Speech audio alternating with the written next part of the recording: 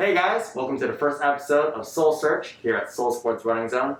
I'm Nathaniel Chan. And I'm Melissa Ruse. And we're checking out the new Saucony Endorphin Speed. And the Saucony Endorphin Pro. Both of these shoes are part of the Endorphin line at Saucony, featuring the Shift, the Speed, and the Pro. But today we're only going to be checking out the Speed and the Pro. So, Melissa, what are the specs on the Pro here? So the specs on the Pro, the men's and the women's are both at 8mm drop. The men's weight is 7.5 ounces and the women's is 6.3 ounces. Okay, awesome. And it has the Power Run PB foam. And then it also has a carbon plate. Awesome, sweet. Speed here, very similar to the Pro here, still featuring that Power Run PB foam with the 8mm drop here. But instead of a carbon plate, it's going to be featuring a nylon TPU plate. And the weights are ever so slightly different. A men's comes in at 7.8 ounces, 7.8, and then a woman's comes in at 6.8 ounces here. So very similar shoes, but very, very different feels in both of them here. So Melissa, how many miles do you have in the Pro right now? So I have 90 miles on the Pro. I've been training for the virtual Boston Marathon. So I've been doing quite a bit of tempo runs and track workouts. So yeah, I have hardly any wear so far, just a little bit right here. Yeah, it's been a great shoe. Awesome. So, and how often would you say you use styles of shoe like this that have a carbon plate that are the faster variety? I use them quite frequently. I've tested out several brands. I try to do most of my hard efforts in a carbon plated shoe because, yeah, just with the no racing right now, it seems to give me a little extra motivation. Sure, definitely. Well, that's awesome to hear. So, with this shoe right here, you only got 90 miles in it. It looks great. How many miles do you expect to get out of the Pro here? I would say probably 250, at least 250, yeah. Gotcha. And no secret out there, you do have an arsenal of carbon-plated shoes out there. Where would you kind of put this in a durability scale? Oh, it's one of the most durable out of all the carbon-plated shoes I have. I think in the top. For sure. Gotcha. And in terms of racing, whichever one you choose to be out there, feel free to name some names here. Which one would you, where would you put this in the, I'm going to grab this for race day? So I have worn the Carbon X, the Vaporfly, the Alphafly, and the Next Percent. The Carbon X is a little too firm for me.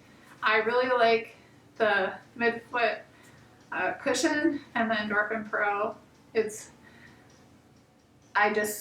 Sometimes the Alphafly, the other ones have too much cushion or too much bounce, and this one's just very comfortable shoe, and I would definitely race in it. Okay, gotcha. Do you feel like it's kind of versatile enough to do kind of a two birds with one stone situation here where you can tempo in it, race in it, train in it, stuff like that? Yes, definitely. And I do like it on the track. Where some of the other carbon plated shoes seem to have too much cushion, this one's just right.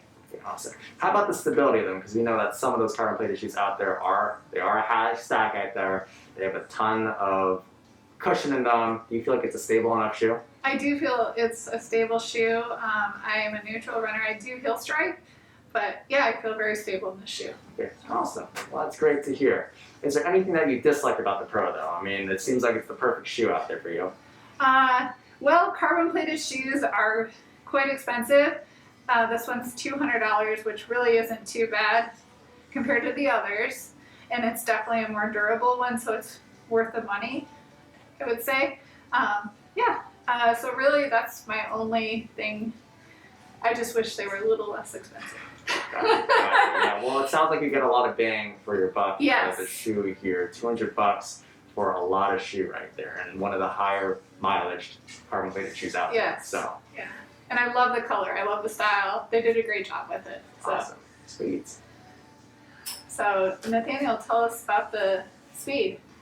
Well, I'm mostly a trail runner, so I don't really use shoes like this often here, but I have been getting off of an injury here, and this has been a great tool for me to kind of slowly get back into fartlek work, tempo work, and stuff like that. I haven't really used this style of shoe with the plates for speed work. Usually I prefer a lower profile racing flat or a lighter weight trainer for that. But because the shoe has that nylon plate, it's not as rigid as the Pro. I like its flexibility. Yeah. I really do. So. And how's the stability for you though?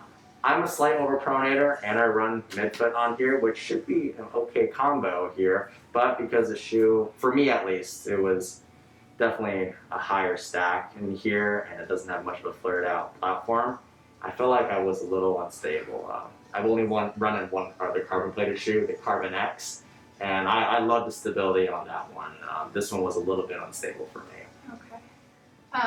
Would you race in that shoe?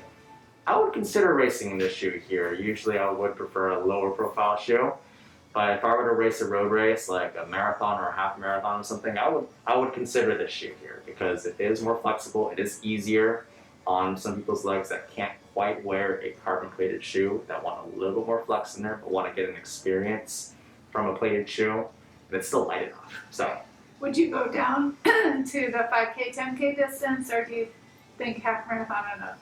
for me in this one here, half marathon and up. Okay. Yeah, 5K, 10K, I think this is a little bit too much shoe here, but I know a lot of people out there that would love this for 5K, 10K. I think it's kind of a great option for the more mid-pack crowd, kind of like myself, that wants to experience maybe a faster shoe, and that's plated.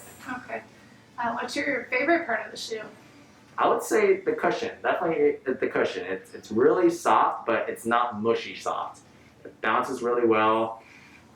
There's no creasing in the sole either, which usually means it's flattening out. It's holding its structure really well.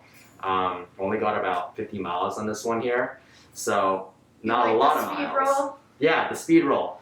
It's great, and with the plate too, it feels like it transitions really well. So from toe on. And what's your least favorite thing about the shoe? I think I have to agree with you. Price.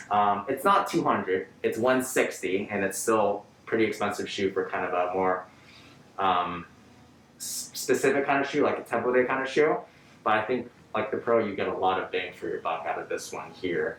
I've even taken this one out here on easier runs, tried it out on some long runs, of course some tempo runs, and I like it in that tempo category. But I think if you're one of the quicker athletes out there, it could be a good two birds with one stone kind of thing here, where you can wear it for your easy runs maybe, of course for your long runs, of course for your tempo work, maybe even interval work. Very good. Awesome, sweet.